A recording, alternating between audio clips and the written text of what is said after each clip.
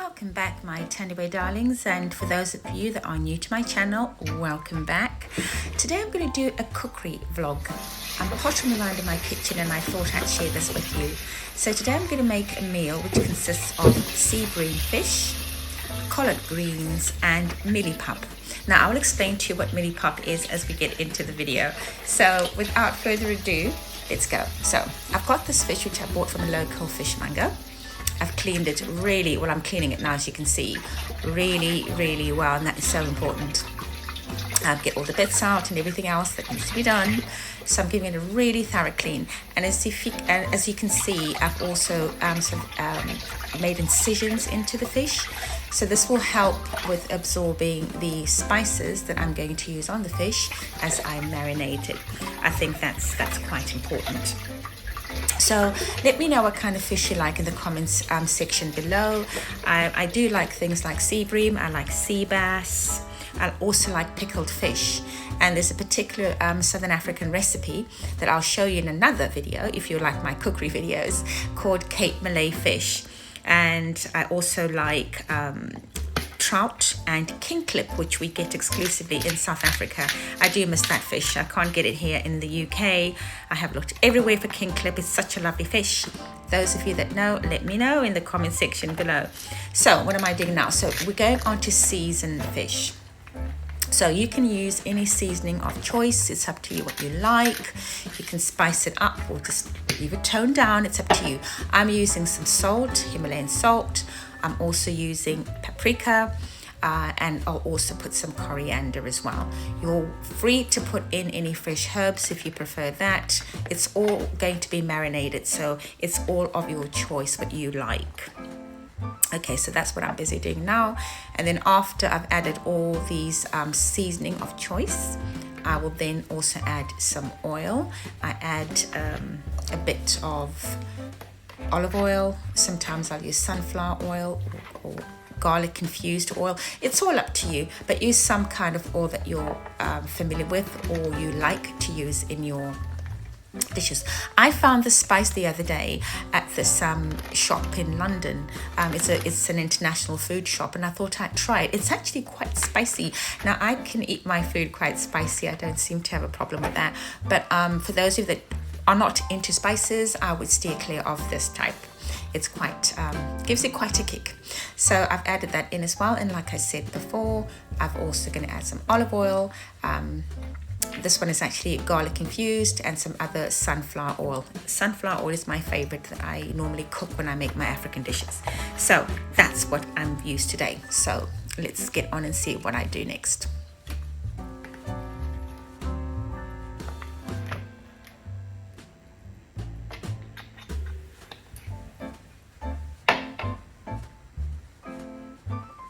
Just thought of it that I need to do my food shop because that sunflower oil looks like it's on its last legs. I need to put an order in. I get my food delivered. Grocery shopping is one thing I just do not like. I would rather someone else do it or it gets delivered to me. I don't mind online shopping for that. So I'll have to make a food shop soon. So after I've mixed everything together with the fish, just cover that up with paper towel like I have, or cling film, and then put it away in the fridge so that it marinates quite nicely. So after that, I'm going to prepare my collard greens. Now, if anyone knows what type of greens this is, please let me know in the comment section below. I bought it again from the greengrocer in London, and to me it's spring greens. Okay, it is spring greens, it is collard greens, it is whatever, it is kale. But I think this one is of a particular type because look at that bit there. It's like a broccoli like sort of flower.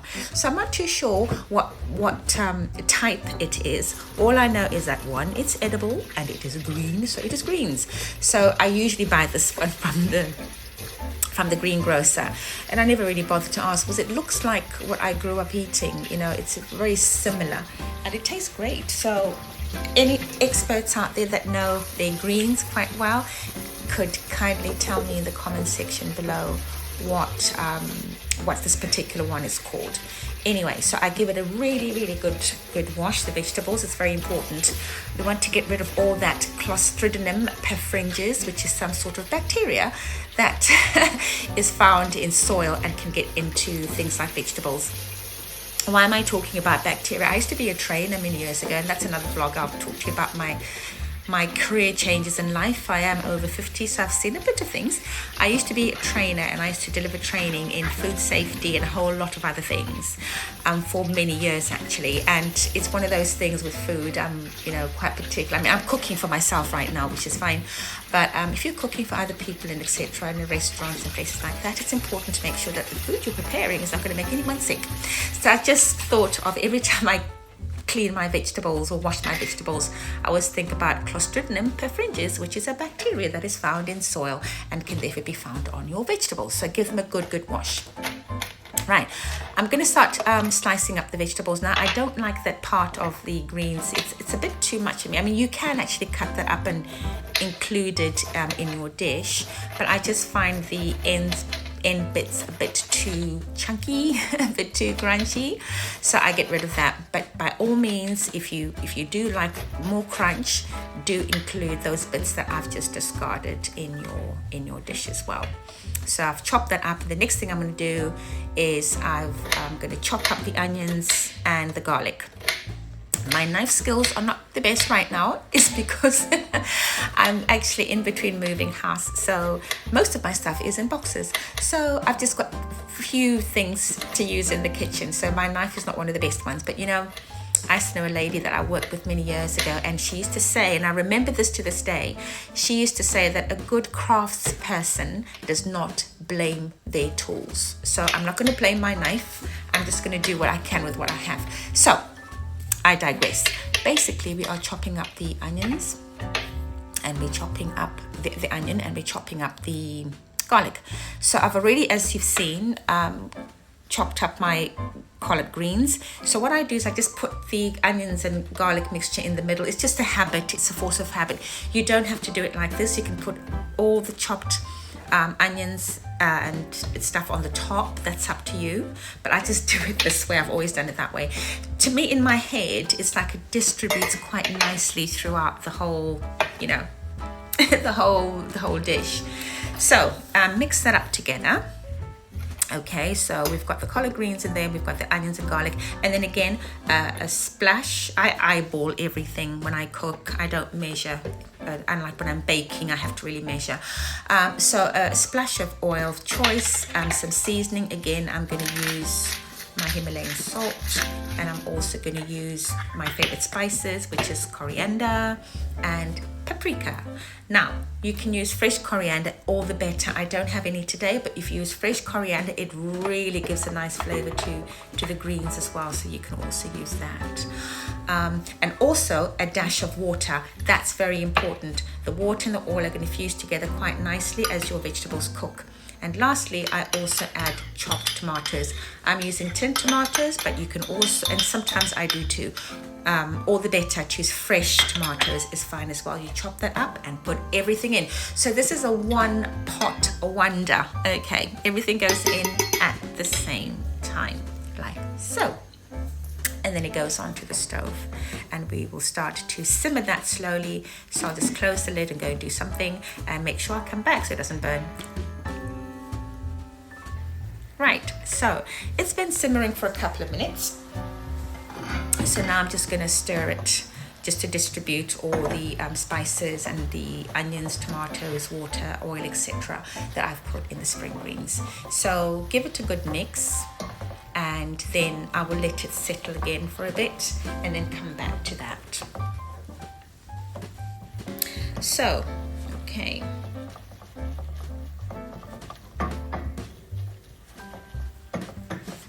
You know, sometimes you just want to have soul food, and today was one of those days. I just thought, you know what, I really like some soul food. This, the mealie pap I'm going to make with you later. I'll explain how that is very Southern African. So I'm lucky that in England I can actually get some of this food. I can go to some of the international shops we have here, and I can buy my mealie pap. I can buy boerewors sausages, I can buy biltong, I can buy gem squash. There's just so many things that I can buy that when I get really homesick, and I can make these soul food meals. So back to the collard greens. So you keep stirring that and set it aside again to simmer a little bit more. So now let's go back to that fish that we were marinating. And I must also apologize. Oh my goodness, I should have done this at the beginning of the video. I'm so sorry, my Thandiwe darlings. I am learning to film. So on this particular vlog video, I did not place my camera as perfectly as I should. So you may find that some of the clippings, some of the extracts of the video, I've cut some things off. That's not deliberate, that was a mistake. It is teething problems I'm having. I will get there. In the next videos, I will be better. So I apologize in advance for that. So the fish has been marinating quite nicely, and I know you can't probably see the whole thing that I'm doing at the moment, but what I'm doing is I'm putting it in the baking tray that I've lined with foil. And then any sort of leftover juices in your container, like so, just pour that on top of your fish. Okay, and that's the reason why I made those incisions in the fish. So all this goodness that we've been marinating is going to be absorbed in the flesh of our fish. So once you've done that, you've laid it on your baking tray into the oven it goes. I usually preheat my oven to about 180 degrees Celsius, and then I put the fish in, and that's cooking away as we continue to cook the rest of the meal. So back to the collard greens. This is how I like them. Some people like them slightly raw than this, a bit more crunchy. That's fine. My dad loves his like that. I remember growing up and my dad just wanted his collard greens with nothing else in it, just salt and pepper, chopped up, and put on the hob for like a minute or two, and he liked them really crunchy. I like mine a bit more cooked, as I've shown you. Okay, so back to the fish. We're looking at the fish now. We've taken out the oven. It's nice and golden, so we set that aside. On to the fun part now is making the millipap. Millipap is a traditional Southern African dish, and it's called millipap. It can be called sadza, one of the two. So it is a maize meal. So it's maize that has been ground into a powder, which is what I'm showing you here, and it's a staple dish where we come from. So it makes a nice, you make a nice sort of thick paste, but you'll see as I go. So how you start this, you start by making a blend like I've just shown you of just a couple of tablespoons of maize meal and a bit of cold water. Mix that together, then you add the hot water as I've done now. You keep stirring, okay, to make sure that it doesn't get lumps. It mustn't be lumpy. And you keep stirring over constant heat until it starts to thicken, and it will thicken. Okay, so millipap, you can make a porridge out of millipap, which is really nice. So if you're into porridge, you would not continue with the rest of what I'm going to show you to make it much thicker. You would stop when it starts to get thick and it simmers. Then you can have that as a porridge, and you can actually put sugar in that, or honey, or peanut butter. That's another thing. We use a lot of peanut butter where I come from, and I'll show you in another food vlog. If you guys like my food vlogs, I will do some other dishes: collard greens with peanut butter, rice with peanut butter, dried meat with peanut butter, pumpkin with peanut butter. We do so much stuff with peanut butter. So back to this. So I eyeball this, okay? So I kind of know if it's a bit too thin or it's too thick. If it's too thin, you can actually add a bit more of the maize meal, okay? If it's too thick, you can water it down a bit by adding more hot water, okay? And then you just keep stirring.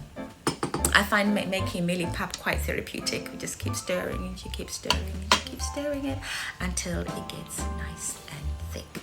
So I'm gonna leave it for a bit on the hob on sort of medium heat, and I want it to thicken.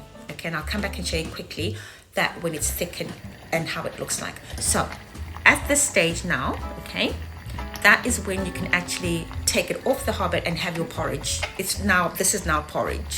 So you can have that as porridge for breakfast, okay? Or in my case, I'm gonna make it into millipap. So I'm gonna put some more maize meal to make it thicker. The reason why we simmer it is for you to cook so that the maize kernel cooks through. You don't want it to be too gritty. So that's why we simmer our mealie pup for like 5 minutes or so. Okay, then we come back to it, and then that is when we add the rest of the mealie meal to make it into the thick mealie pup or the satsa. Okay, just so I explain that. So now I'm going to gradually show you when I'm adding the maize meal to make it nice and thick. So it is a nice heavy meal actually. I miss my satsa all the time. I miss my mealie pup. So I try and cook it as much as I can when I can. So on to the next stage. So now I'm adding the maize meal to the mixture. Again, measurements, hard to tell. I eyeball. I've been cooking the stuff since I was in my teens. So I kind of eyeball it so I know. But I would say if you're starting to do this for the first time or you're not really used to it, do less, then you can add more. Than putting too much and it becomes too thick at this stage. To add water would not work. So gradually, okay, add your maize meal and then keep stirring. So I normally stir like this first, and then I put the elbow grease into it in a moment like this. And I start really giving it a good mix. This is crucial. You must mix, because remember, your initial paste had to boil for or simmer for a bit so that the kernel, the maize kernel, cooks through and makes it a bit softer and less gritty. Now, when we add the rest of the other virgin maize meal, we need to also cook that too. So it's important that you give it a really good elbow grease mix, okay, like I've shown you. So now it's ready for me to dish out. You can actually put the lid back on and let it simmer for a bit more again when it's thick like this. Or in my case, I'm ready to eat now, so I'm going to do this. I use a spoon. I put the spoon in water so it doesn't stick, because it is quite sticky. It's quite pasty, the mealie pup. So it makes a nice little shape. As you can see, that I can use, that looks, it looks, you eat with your eyes, don't you? Yeah. So it looks presentable. And especially if you're serving to friends, family, etc., it's nice to present it nicely on the plate. So you use a spoon, put water like I've done, and then scoop it out onto the plate. And then I'm gonna have the fish that I've cooked. This fish is very dry. Today I prefer to have my fish this way. Sometimes I make a nice tomato sauce, tomatoes, onions, and spices, and then I put the grilled fish in that sauce, so it's more, it's got more moisture. But today in particular, I wanted to kind of eat it braai style or barbecue style, so I've made the fish this way. I've just baked it, and then the moisture is going to come from the sauce, the slight sauce that's in the collard greens.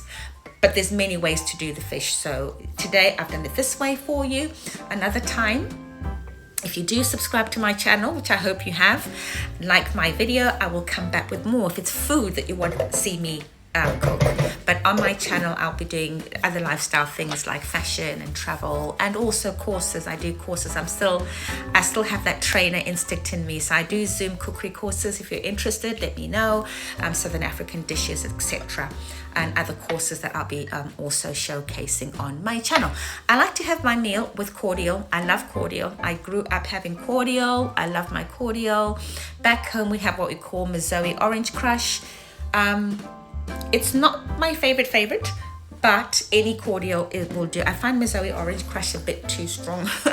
So I do like my cordial with a lot of ice, and I do put, as you've just seen, I put segments of oranges as well, or nachis, into it, and then I drink it like that. So here we go. That's my meal. Mealie pup, collard greens, and grilled fish, and of course my cordial to wash it all down.